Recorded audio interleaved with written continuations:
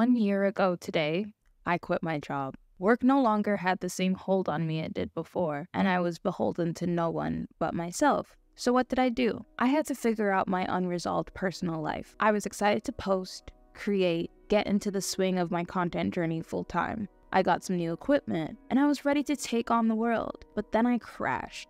And crashed hard. After so many years of managing, pivoting, revising, and planning, I just couldn't find the energy to let myself just stop. So my body stopped for me. From May until September of 2023, I could barely get out of bed, except to go and hang out with family or friends. I didn't realize that I hadn't actually taken a break in a long time. Even during vacations, the job I loved still tried to reach me. I was handling a lot of personal problems while working and managing the ever-changing landscape of COVID-19 throughout. You remember how everyone said 2020 was so chill? That was not my reality. My former industry was not one of them industries that was chill. I was so busy, and most of my friends, family, and loved ones can confirm, I was not okay. I didn't know how to fix what was wrong because I hadn't had time to even reflect on the soap opera That's My Life. There was no time for breaks because if I wasn't putting out fires at work, I was putting out fires in my day-to-day life. I didn't realize it,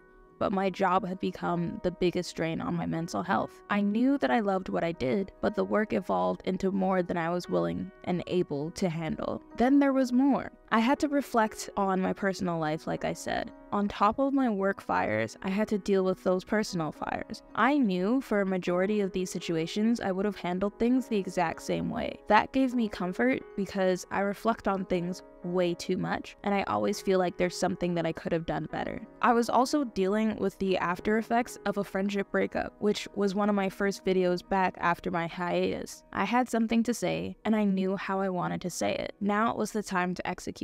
I didn't know it at the time, but that video was a turning point for me as a creator. I finally felt like I could breathe again. My creative juices were flowing, and I was so proud of the work that I put into that video. Now, I've created so much content, I needed to buy a new external hard drive. I've been gifted products from a few brands, I've gotten paid for content creation, and even started a UGC contract that brings me so much joy. My creativity has taken me this far, but my discipline at my craft was the biggest crutch I used to avoid showing up when I wasn't feeling good. I kept telling myself, just try to keep up with YouTube. 1 video a week. That's it. And I did just that. It worked for a while, as I had nothing but time on my hands. There's some weeks that I miss for various reasons, but I still kept posting, kept letting my brain imagine what I could do, and I kept doing it. It had been more than enough time that my savings had run out, and I have wonderful parents who are blessed to be able to be in a position to help me out, and I was actually able to focus on my craft as a result. Through that, I've amassed 21,000 views and gotten 78 new subscribers on here. I'm so grateful to each and every one of you that subscribes because it continues to remind me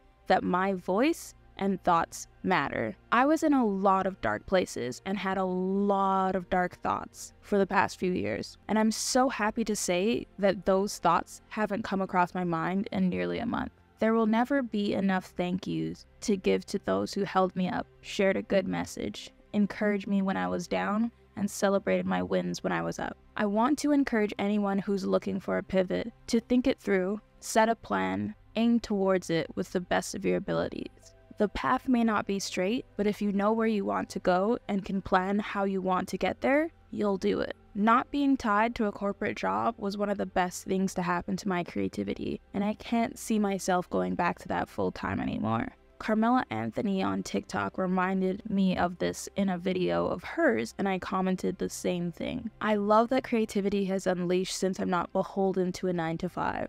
I can create at 3 a.m. I can go to a hot yoga class at 11 a.m. and I can decide to remodel my den at 10 p.m. I wasn't always able to separate my corporate job because of the expectations around being available outside of work hours. Now, even though this is an quote unquote easier job, I don't feel the same anxiety or stress that I would get going to work. I'm excited to work. I'm excited to exist. I'm excited to make content for brands like Smart because now I see myself in every corner of the space I create in. I'm grateful that there are brands, companies, and people that see me and choose me. Now that the first year is through, welcome to a new chapter of Captain Widescreen. I'm a content creator, video editing enthusiast, and a lover of beauty, fashion, and skincare. Don't forget to like, comment, and subscribe to my channel. I appreciate you all so much, and I hope to see you here soon. You know the drill.